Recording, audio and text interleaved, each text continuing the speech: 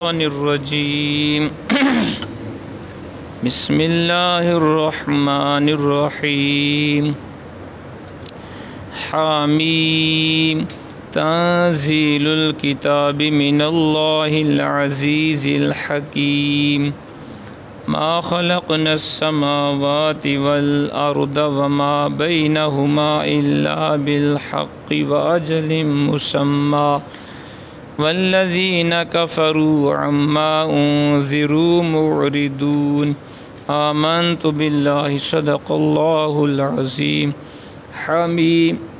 حامیم تنزیل الکتاب اتاری گئی ہے یہ کتاب من اللہ کی طرف سے العزیز جو سب پر غالب الحکیم بہت دانا ہے ما خلقنا نہیں پیدا فرمایا ہم نے السماوات آسمانوں کو والارض اور زمین کو وما بینہما اور جو کچھ ان کے درمیان ہے الا مگر بالحق حق کے ساتھ واجل مسمی اور مدت مقررہ تک والذین کفروا اور جن لوگوں نے کفر کیا عما انذروا اس چیز سے جس سے انہیں ڈرایا جاتا ہے معرضون روح گردانی کرنے والے ہیں۔ حضرت محترم بھی آپ قرآن مجید فرقان حمید میں سے 26واں پارہ سورۃ الاحقاف کی آیت نمبر 1 تا 3 کی تلاوت اور ترجمہ سماعت فرما رہے تھے۔ گزشتہ درس میں ہم نے 25واں پارہ مکمل کیا اللہ کریم کی توفیق سے۔ آج 26واں پارہ ہم شروع کر رہے ہیں۔ اس سے پہلے کہ ہم باقاعدہ طور پہ اس کو شروع کریں، مناسب معلوم ہوتا ہے کہ سورۃ الاحقاف جو 26ویں پارے کی پہلی سورت ہے، اس کا تعارف اور اس کے مضامین ہم پڑھ لیں تاکہ ہمیں پتہ چلے کہ اس سورت بلکہ پورے پارے کے اندر 26ویں پارے میں کون سے مضامین رب کریم نے بیان فرمائے۔ ایک خلاصہ جب آپ کے ذہن میں ہوگا پھر قرآن پاک کو سمجھنے میں آسانی ہو جائے گی۔ تو 26ویں پارے کا آغاز ہو رہا ہے سورۃ الاحقاف سے، اور یہ الاحقاف کا کلمہ آیت نمبر 21 میں مذکور ہے، اور یہی اس سورہ پاک کا نام ہے سورۃ الاحقاف۔ اس سورت میں 4 رکوع 35 آیتیں ہیں۔ اس کے کلمات کی تعداد 644 اور حروف کی تعداد 2595 ہے۔ زمانہ نزول، یہ صورت ہجرت سے کچھ عرصہ پہلے مکہ مکرمہ میں نازل ہوئی۔ اس کی آخری آیت فاصبر کما صبر اولو العزم من الرسل، اے حبیب آپ یوں صبر فرمائیے جس طرح اولو العزم رسولوں کا شیوا تھا۔ یہ کلمات صاف بتا رہے ہیں کہ یہ مکی زندگی کے اس دور میں یہ صورت نازل ہوئی جب کفار کے ظلم و ستم کی انتہا ہو گئی تھی۔ وہ اسلام کی دن بدن ترقی سے غضبناک ہو رہے تھے۔ وہ ہر قیمت پر اس شمع مصطفیٰ کو بجھانا چاہتے تھے۔ قرابت، رشتہ داری، ہمسائیگی کے سارے رشتوں کو پاؤں تلے رون چکے تھے۔ ہم وطن اور ہم قوم ہونے کا بھی انہیں کوئی پاس نہ تھا اہل مکہ کو، حتیٰ کہ انہوں نے مکہ کے تمام کافر قبائل کو جمع کر کے بنو ہاشم جو حضور کا خاندان ہے اور مسلمانوں سے معاشرتی قطع تعلق یعنی سوشل بائیکاٹ کا تحریری معاہدہ کر لیا تھا کفار نے، اور اس کو ایک صندوقچی میں بند کر کے بڑی حفاظت سے کعبہ میں رکھ دیا تھا اس ایگریمنٹ کو۔ اچھا جی، اس معاہدے میں یہ تحریر کیا گیا کہ سارے قبائل بنو ہاشم سے لین دین، شادی بیاہ کا سلسلہ مکمل طور پہ بند کر دیں گے۔ یہ سوشل بائیکاٹ تھا۔ کھانے پینے کی اشیاء بھی حضور کے خاندان کو فروخت نہیں کریں گے۔ 3 سال تک نبی پاک علیہ الصلاۃ والسلام اپنے خاندان اور اپنے جان نثاروں کے ساتھ شیب ابی طالب میں محصور رہے۔ یہ ایک گھاٹی کا نام ہے، پہاڑی کا نام ہے شیب ابی طالب۔ 3 سال تک اللہ کے پیارے حبیب اپنے خاندان بنو ہاشم کے ساتھ اس پہاڑی میں حضور قید رہے، اور آپ جناب درختوں کے پتے کھا کے گزارا کرتے رہے 3 سال۔ یہ کہنا آسان ہے جناب، ہم تو ایک دن اگر کھانا نہ کھائیں تو آپ کو پتہ ہے کیا بنتا ہے. تو حضور کے کتنا آپ کے اندر اللہ کریم نے حوصلہ، قوت برداشت اور صبر کا آپ کو عطا فرمایا ہوا تھا کہ 3 سال تک آپ اپنے خاندان کے ساتھ اس شیب ابی طالب کے اندر آپ معصور رہے. اللہ الغرض کفار نے اذیت رسانی کی حد کر دی. مکی زندگی کے آخری سال تھے جب اس سورہ پاک کا نزول ہوا، یعنی مکی دور کے آخر میں یہ صورت نازل ہوئی. اس صورت میں جنات کی حاضری کا بھی ذکر ہے. جی جنات نے کئی بار حضور کی بارگاہ میں حاضری دی ہے. جس حاضری کا ان آیات میں ذکر ہے اس کے بارے میں علماء کے متعدد اقوال ہیں. بعض کا خیال ہے یہ واقعہ اس وقت پیش آیا جب نبی پاک علیہ الصلاۃ والسلام اکاس کے بازار سے واپس تشریف لا رہے تھے.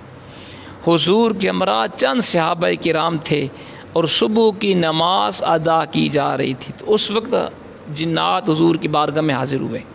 حضرت ابن عباس، سعید بن جبیر، مجاہد اور دیگر اکابر کا خیال یہ ہے کہ جب حضور علیہ الصلاۃ والسلام طائف سے واپس تشریف لا رہے تھے اس وقت جنات نے حاضری دی طائف سے واپسی کے سفر میں.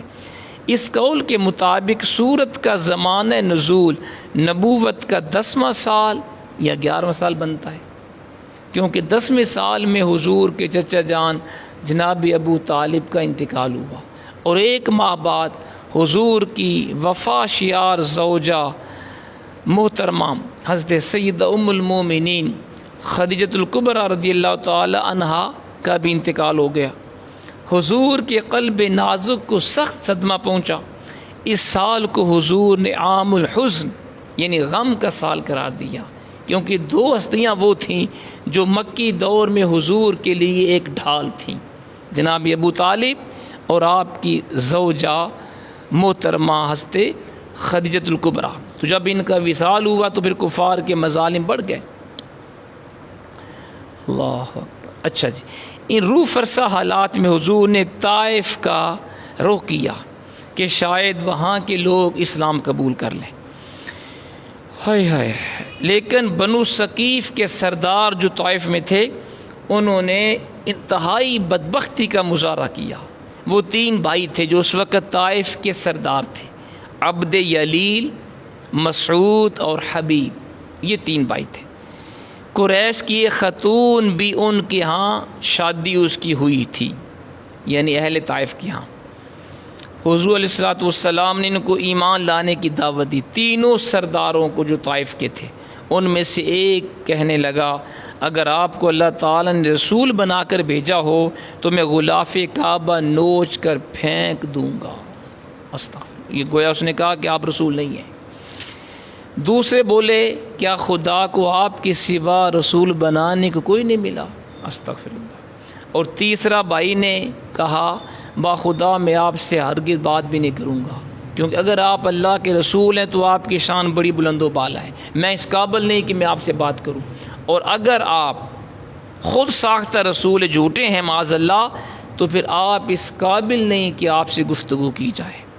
یہ 3 بھائیوں نے طائف کے سرداروں نے یوں گستاخانہ طریقے سے حضور سے کلام کیا. حضور علیہ الصلوۃ والسلام جب واپس جانے لگے طائف سے مایوس ہو کر تو انہوں نے شہر کے لفنگوں اور اوباشوں کو حضور کے پیچھے لگا دیا. جو آوارہ گر تھے بچے وہ طرح طرح کی آوازیں کرتے. کیوں جی؟ کسی کو نیکی کی دعوت دیتے نہیں، ہم کہتے ہیں جی کوئی نماز پڑھے نہ پڑھے، نیکی کرے نہ کرے، ہمیں کیا.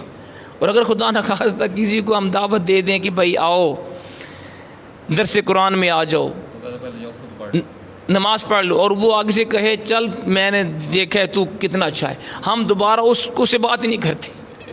ہمارا حوصلہ اتنا ہے. لیکن حضور کی شان دیکھیں نا جناب، اسلام کے لیے کیا حضور کے اوپر کتنے مظالم ہوئے، لیکن آپ اپنے مشن سے پیچھے نہیں ہٹے. تو انہوں نے دیکھیں بچوں کو پیچھے لگایا، حضور کے اوپر انہوں نے جناب آوازیں کسے اور حضور کو پتھر برسائے. حضور کی مبارک پنڈلیاں اور مبارک پاؤں لہو لہان ہو گئے. استغفر. جوتیاں خون پاک سے بھر گئیں. کیا دیکھیں نا ذرا شان کیا ہے. حضور اے حبیب اگر آپ نہ ہوتے کوئی شے نہ بناتا. شان یہ ہے. اور اسلام کی خاطر قربانیاں کتنی ہیں جناب. ایسے نہیں شان ملتی نا جناب. قربانیاں دیں تو اللہ مقام دیتا ہے. ایسی حالت میں طائف سے حضور باہر تشریف لائے اور قریب ہی ربیہ کے بیٹوں عتبہ اور شیبہ کا ایک باغ تھا. وہاں پہ حضور وہاں سستانے کے لیے ٹھہرے کہ کچھ دیر میں آرام کر لوں، اور اپنے دل درد مند کی فریاد اپنے کریم رب اور قدیر پروردگار کی بارگاہ میں حضور اس طرح پیش کی. آپ نے اپنے پروردگار کی بارگاہ میں عرض کیا. ترجمہ یہ ہے الہی اپنی کمزوری، اپنی بے بسی اور لوگوں کے نزدیک اپنی بے مائگی کا شیوا میں تیری جناب میں کرتا ہوں.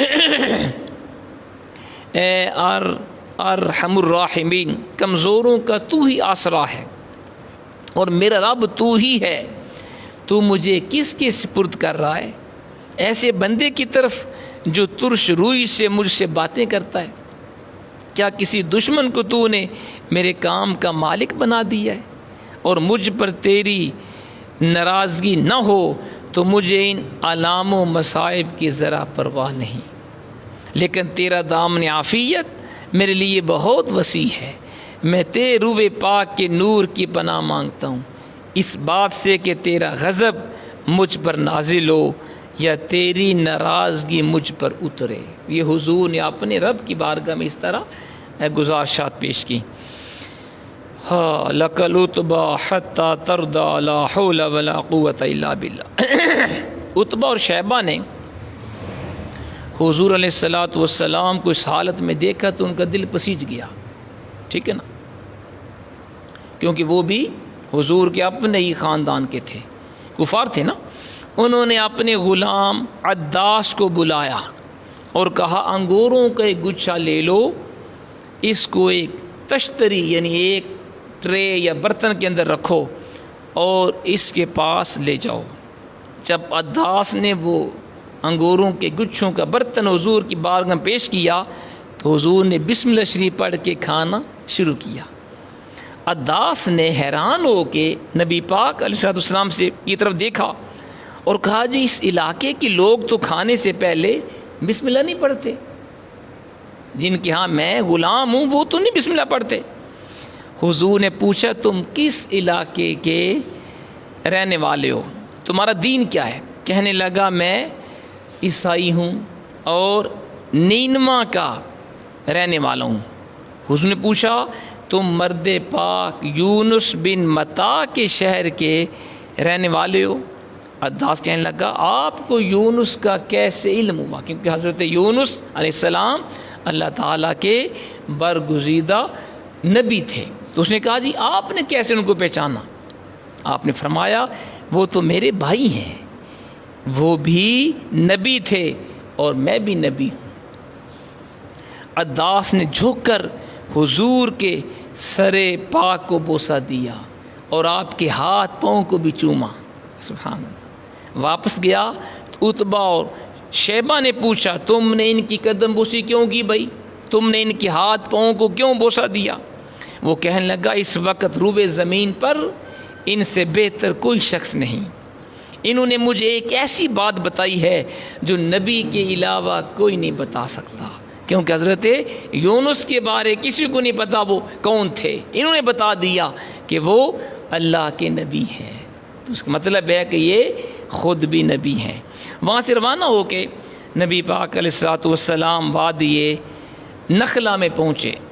وہاں حضور نے رات گزاری اور صبح کی نماز میں حضور علیہ الصلوۃ والسلام قرآن پاک کی تلاوت فرما رہے تھے کہ نصیبین کے جنات کا ایک گروہ وہاں سے گزرا. نبی پاک علیہ الصلوۃ والسلام کی تلاوت سنی تو سب وہیں جم کر کھڑے ہو گئے. دیکھیں نا کیسا ہوگا منظر. اللہ کا قرآن پڑھا جا رہا ہے اور پڑھنے والا کوئی آج کا بے عمل کاری نہیں ہے، اللہ کا حبیب ہے، صاحب قرآن ہے. ہائے ہائے ہائے. تو سب وہیں جم کے کھڑے ہو گئے. اللہ کریم کے پاک کلام کو اس کے نبی کی پاک زبان سے سننے میں محو ہو گئے. جب اپنی قوم میں واپس گئے تو قرآنی تعلیمات سے انہیں بھی آگاہ کیا، کہا ہم ایمان لائے تم بھی ایمان لے آؤ۔ سبحان اللہ۔ تو یہ ایک قول یہ ہے کہ یہ صورت اس موقع پر نازل ہوئی ہے کیونکہ اس کے اندر وہ پورا واقعہ ہے، آگے انشاءاللہ آئے گا۔ اب سنیں جی مضامین، اس صورت میں کس طرح کے مضامین اللہ نے بیان فرمائے۔ جیسے کہ مندرجہ بالا سطور سے واضح ہوا کہ یہ صورت نبوت کے 10ویں سال کے آخر یا 11ویں سال کے آغاز میں مکہ پاک میں نازل ہوئی، اس لیے اس میں ان کی اصلاح کی طرف یعنی کفار کی اصلاح کی طرف پوری توجہ دی گئی۔ ان کے باطل معبودوں کی بے بسی اور بے کسی کا پردہ چاک کر کے اللہ تعالیٰ کی وحدانیت کے اوپر دلیل قائم کی گئی۔ یعنی یہاں بتایا گیا صورت میں کہ تمہارے بت وہ باطل خدا ہیں، اصل خدا وحدہ لا شریک ہے۔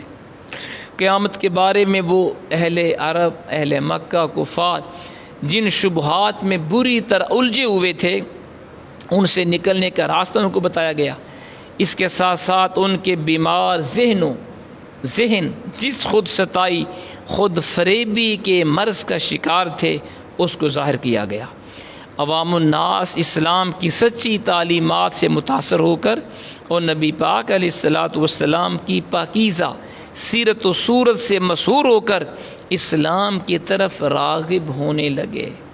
تو یہ لوگ ان سادہ منش عوام کو یہ کہہ کر اسلام سے پھیرنے کی کوشش کرتے، اے لوگو ہمیں دیکھو، اس بڑے شہر میں، اس سارے علاقے میں علم و فہم میں ہمارے پائے کا کوئی دوسرا بندہ نہیں۔ یعنی جب کوئی شخص مسلمان ہوتا، حضور کے دین میں آتا، تو کفار کے بڑے بڑے سردار اس کو آ کے کہتے دیکھو نا بھائی ہم کتنے زیرک ہیں، کتنے ذہین و فتین ہیں، ہمارے جیسا کوئی بھی نہیں ہے۔